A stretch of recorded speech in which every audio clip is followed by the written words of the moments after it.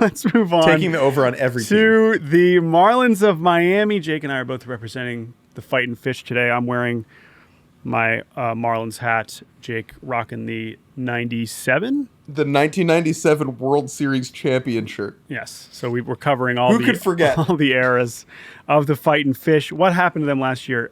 Jake, the Marlins made the playoffs. It was hilarious. They only won 84 games. The run differential was minus a million. Skip Schumacher said, I don't care. They won, I think it was some absurd record, 34-13, I believe, in one-run games. And they sneak in, and then they look like an 84-win team against the Phillies. Yeah. Yeah, I mean, no one was shocked, but it was not a great showing for them in Philadelphia. This is they very made niche. the playoffs. This is very niche, but we do a lot of Division III baseball coverage, and this is the thing in like March Madness too, right? Oh yeah. Is where a team gets in, they're like the last team off the bubble, and they get in and they just get dog walked immediately. However, and it's like, wow, all the other teams that didn't get in must be so pissed. That the Marlins got in, and I understand it's not how baseball works. They weren't awarded an at-large. No, it wasn't like a committee let them into the playoffs. Right. But the Marlins getting worked over by the Phillies in 2 games. If I'm the Cubs or the Reds, I'm like, God, man, that could have we could have gotten crushed by the Phillies too. Same record as the D-backs, right? So, they both won 84 games, and one of them did not look like a playoff team, and one of them went to the World Series. So, what do they do this winter? Very, very, very little. Once Josh Bell opted in, they were like, well, that's our budget. New GM. And he traded for some of his former players from Tampa Bay, Vidal Brujan, Peter Bendix. Kim Ng, of course, leaves. And then Peter Bendix does very little. They signed Tim Anderson at the very kind of end of the offseason. Otherwise, it has been rather quiet on South Beach. And now it's like, all right, well, how in the world are they going to do that again? Well, who's on their baseball team?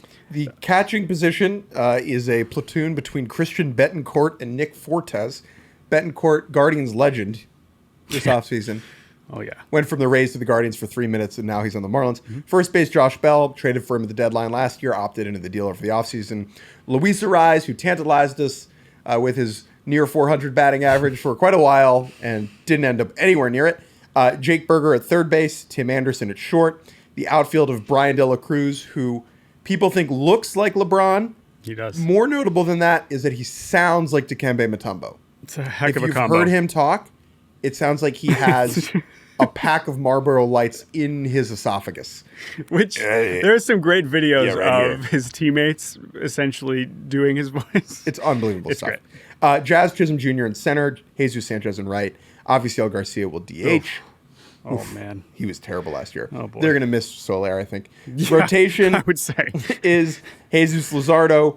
Okay, so there's a lot of injuries in this rotation. Let's just get that out of the way. On the injured list right now, Sandy Alcantara is out for the year. You got TJ.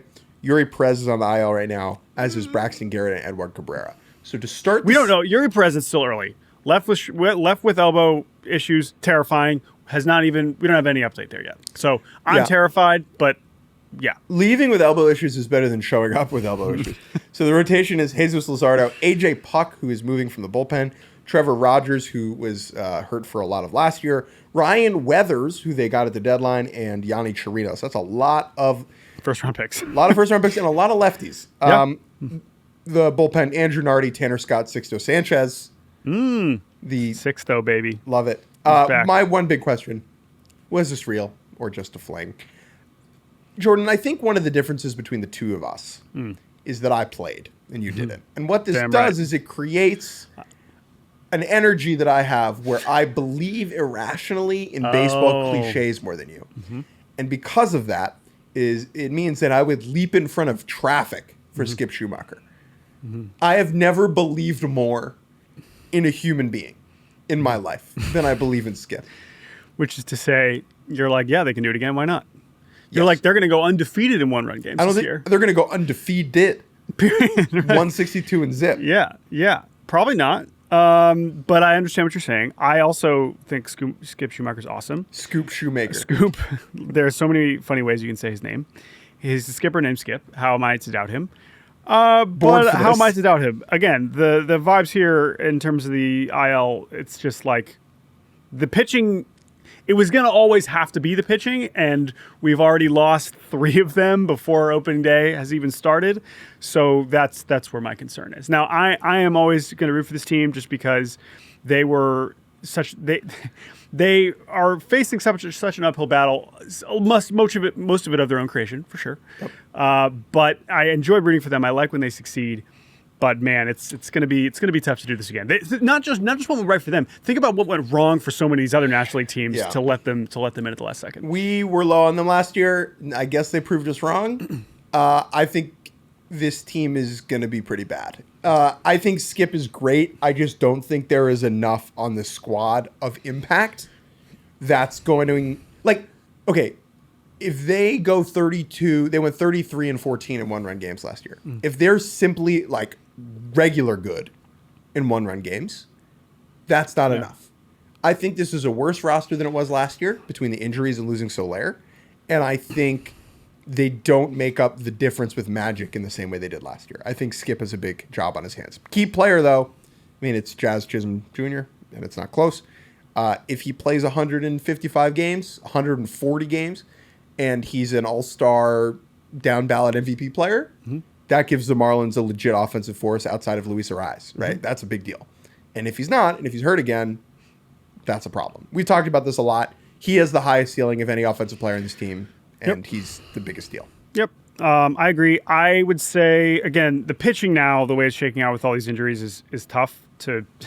All these guys now just became way more important than we thought, like Rogers and Weathers. But I'm going to go with Tim Anderson. I mean, in terms of guys I'm fascinated to watch this season, he's pretty high on the list, and he's a new face, right? A lot of these other Marlins guys, let's say Bell and Berger generally repeat what they did, and Ariz hits 350 again, and let's say Jazz is good, so you could count Jazz in as sort of a new face considering relative to what he was last year. But Tim Anderson, they're letting him play short. I just have no idea what I'm getting. If he can even get back to something average, that is also a big deal for this offense. So, but I have no idea what I'm getting from him, but I'm rooting for him. That's for sure. Something that makes us laugh about the Marlins, Gabe Kapler's content. Gabe Kapler is now the farm director in Miami, AGM, I believe, and very much overseeing player development. But I think we thought when he was, let go by the Giants, we're like, oh, great, Gabe Kapler's going to be so online all the time. And then the Marlins hired him. I was like, oh, maybe he won't be posting weird content as much. And it's been the opposite. He's kept on posting. We talk a lot about, that guy posts. Yeah. This guy posts. And I'm excited to see what he's churning out. Like, I'm excited, when he's visiting, Pensacola. He's hanging out in Double-A, and he's like, oh, what's going on here? The best burger. he's doing his power walks, to through a Beloit or whatever. I was going to say, Jordan, if you're trying to decide whether you're going to walk somewhere or Uber or drive, and Google Maps says it's going to take you 10 minutes via car, that's probably right. But if it tells you it's going to take 15 or 17 to walk that same distance, it could be wrong because, all you have to do is walk fast, and you're cutting that down by 3 or 4 minutes. So don't let that make you get in a car. Don't let that make you get in a car. 78.5 is the over-under. That's the Marlins. I need shirts. I need teal shirts that say, don't let that make you get in a car. 78. He's visiting the low A team, and he's like, guys. No cars. Don't even think that you better be walking to the ballpark. 78.5 is the over-under. I mean, under. But I go fish, go. Come on, Marlins, make us proud.